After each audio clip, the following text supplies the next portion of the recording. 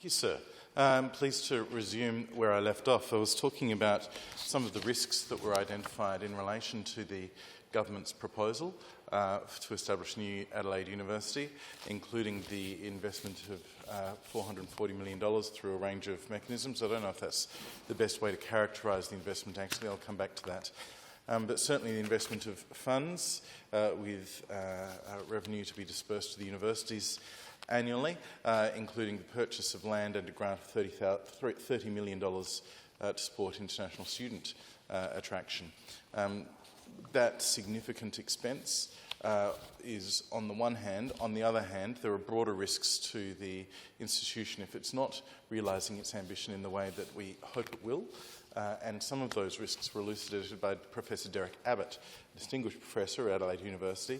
And before the break in transmission, I was going through some of the risks that he identified in his testimony.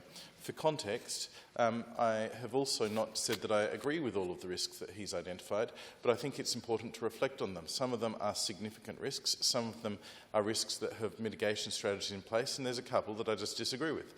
But it is important to bear these in mind before undertaking ventures such as that which we're talking about.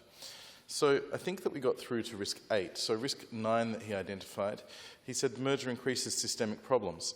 Currently, many large universities throughout Australia are under fire for a range of issues, including increasing corporatisation, overuse of consultants, poor governance, poor transparency, top-heavy management on inflated salaries, wage theft, over-casualisation of staff. These are real issues that need fixing. A merger is a distraction and will worsen these problems. A merger will embed us more deeply with expensive consultants. I'm not sure I agree with him on all of those aspects. There are certainly some issues there that do need to be considered.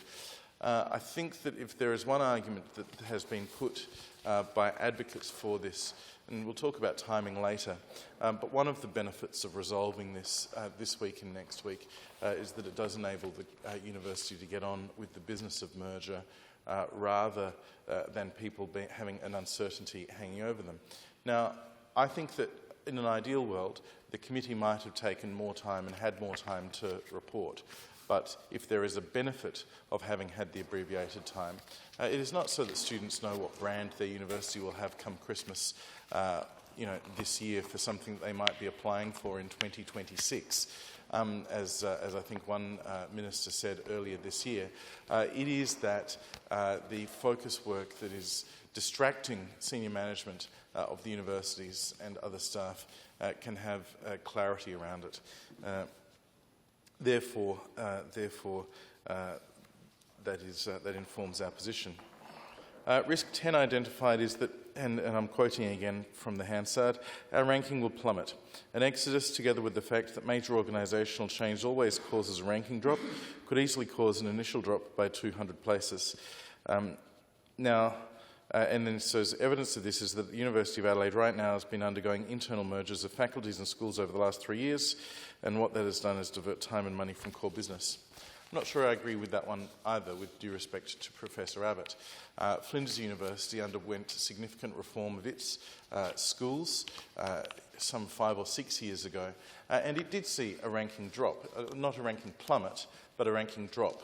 What it has seen since then is a ranking increase. And in the last round of rankings, where university rankings for 2024 have been identified in recent times, Flinders University was not unique, but it was unusual against other Australian universities in that its rankings have been increasing consistently over the time. Flinders University is, as I said before, I think it's ranked about 13th or thereabout, give or take 1 or 2, depending on the ranking authority, but 13th or so best university in Australia according to the things that it measures. It is on a really strong trajectory. It will be number 10 in Australia within a couple of years, if not thrown off course. It has every reason to be in a position to market itself as the best university from any measure, certainly outside of the Group of 8, in Australia. It has a capacity to invite international students from around the world, especially those who are not particularly wedded to the requirement to be in a top 100 university. It will be strongly placed to bring in all of those, and its research intensity is increasing dramatically. Its research outcomes and commercialisation of research and attraction of ARC grants has increased significantly in recent years. And Flinders has done that with significant disruption several years ago. So there is a drop first and then an increase. Now, the merger is a much more significant realignment than that at Flinders, so the risk is greater, and the risk highlighted by Professor Abbott here is one that must be addressed seriously and taken seriously, because if it was to plummet by 200 places, Professor Abbott suggests, then that would be a serious concern. Now, for the record, I don't think it will. I think there is enough certainty in relation to the University of Adelaide's ranking. I'm not suggesting that it's going to be in the top 100, and I don't think that they were even suggesting that necessarily. But I do believe that it will probably drop. I don't think it'll drop by that much unless there is significant staff leaving. And it's on that basis that Professor Abbott warns us. It's on that basis that Professor Abbott makes the claim. So that risk is there. That risk is there if that many staff were to leave. It's a contested space, as I said before the break. If lots of staff leave, then there's a real problem. It's the significant mitigation that the Vice-Chancellors and the Transition Committee, the Transition Council rather, need to address. We're given some comfort by the Vice-Chancellor's response to our minority report, highlighting the number of senior academic staff who have come on board to Adelaide University since announcement of the Heads of Agreement, or at least since the news of the merger has been on board, and the confidence that they have given us that that will potentially continue. Risk 11. That was risk 10. Risk 11. The government has not read the business case and has not had it independently evaluated. An extraordinary oversight and the lack of independent review raises a big red flag. Federal and state governments review commercial in confidence proposals every day. I sit on various governmental and professional panels myself and review confidential commercial in confidence documents all the time. I see no reason why staff will not have been invited to review the business case. Those that come forward can sign a non-disclosure agreement, as is best practice. Governments always set up independent panels to review commercial and confidence grant proposals and business cases, as they should when public money is spent. There has been a failure of process. I agree and have made statements to that.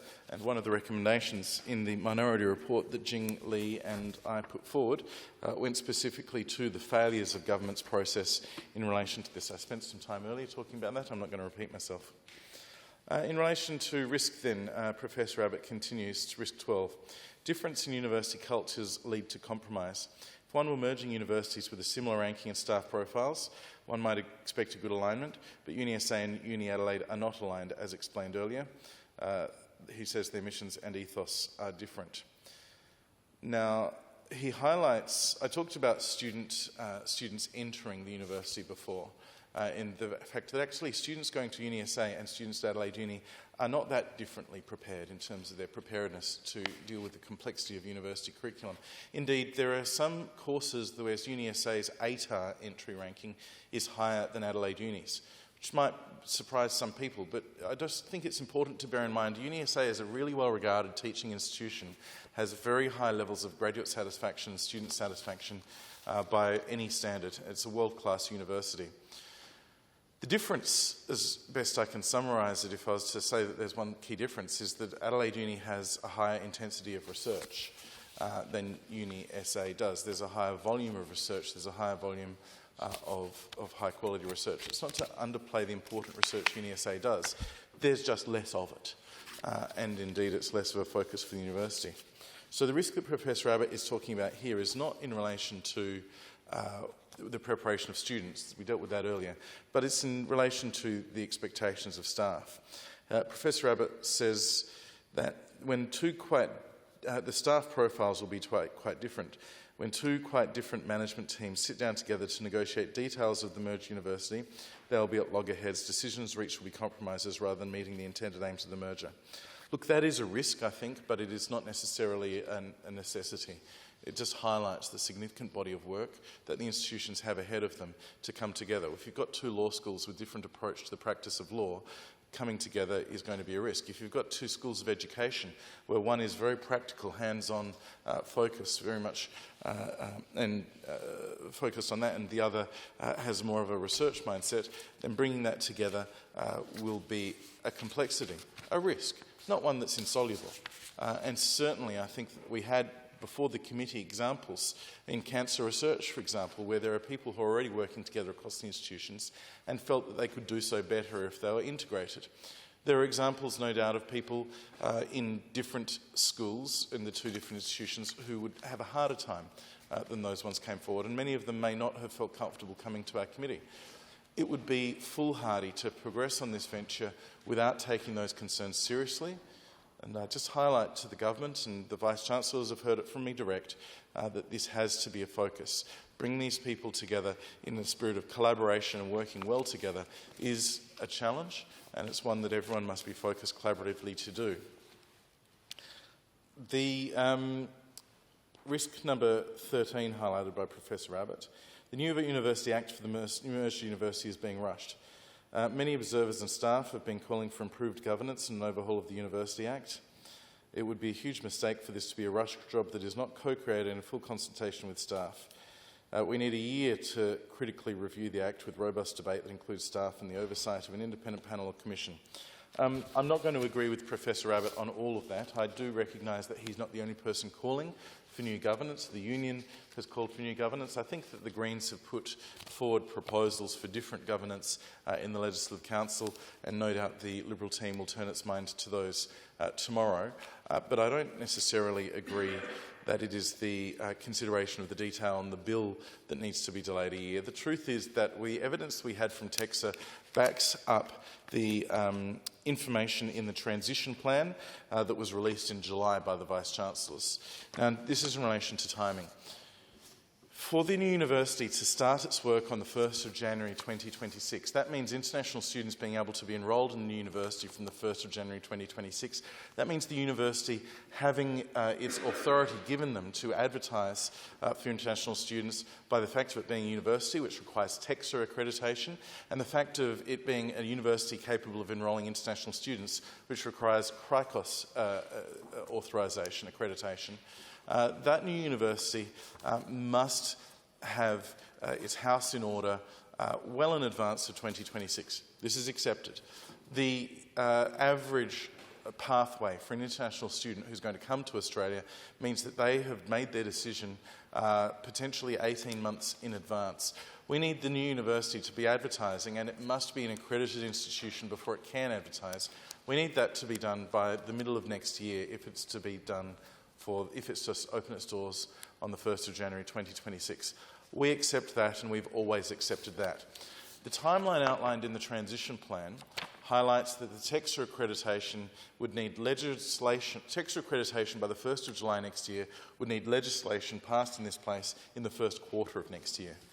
And that has not been challenged in any serious way up until the last few weeks of the committee. The government's preference has always been to sort it out by the end of this year, but the Vice-Chancellors have been clear that it was necessary by the first quarter of next year. They've always said the earlier the better, but the first quarter of next year. They're able to provide some preliminary information to TEQSA to start the review process that they have to do. Now, TEQSA came to the committee and they said that they, to formally consider the matter, need as much information as possible to be after legislation is passed. They would prefer it to be this year. And that was a defining piece of evidence for me. It was new, it was novel. They acknowledged that it was quite possible they would be able to get the job done if the legislation passed early next year, and they would continue to work with the university. But they made it clear that to guarantee, they didn't provide a guarantee, but to have confidence in the 1st of July start date, then the legislation passing this calendar year would make that a lot easier. We accept their evidence. They're the national regulator. It was slightly different to what was in the transition plan. It didn't deny what was in the transition plan, but it was a different weighting. So we are dealing with it this week, and we're prepared to deal with it.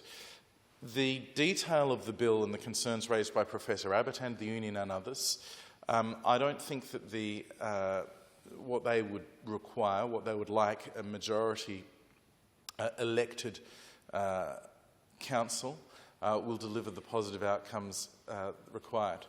We've had a look at university councils before. We've had a look at how they've been evolving around the country.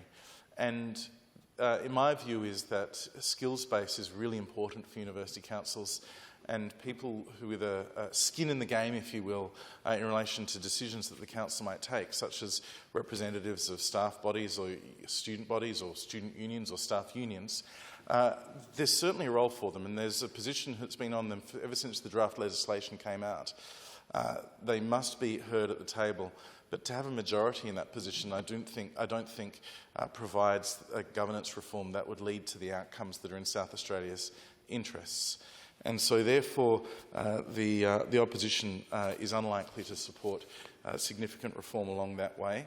But I certainly respect the backgrounds of those putting it forward. I think it may have been Professor Abbott, or it may have been another witness who talked about examples overseas of universities running quite successfully with boards dominated by people who are lecturers or work or study in universities, and there may well be examples of that. I would note that they do not comprise the majority of successful universities around the world. The 14th risk identified by Professor Abbott, and there are 16 in total that he went through with the committee, so just a couple more to go through to give due airing, I think, to these esteemed views. Risk 14, alternatives have not been analysed. A good feasibility study not only looks at the target merger but also benchmarks it against other viable alternatives. The fact that this has not been done is extraordinary. It means there is nothing to gauge it in terms of cost-benefit. Could there be lower-cost alternatives without the enormous opportunity cost of an unprecedented merger? Due to all of the previous risks I have mentioned added together, there is a high chance such a large structural change will outweigh the benefits. Pardon me. Assume that's the cost of such a large structural change will outweigh the benefits.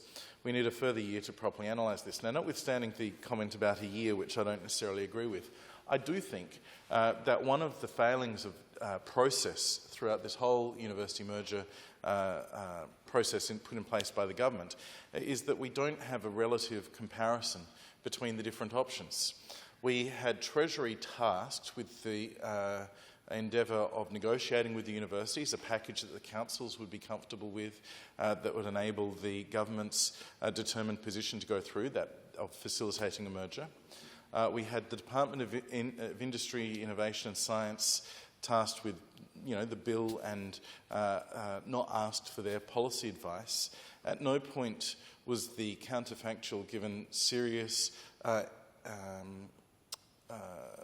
policy analysis by government. And there wasn't just one counterfactual. It's not just a matter of standing still, status quo, or the merger proposal as is. There are other options.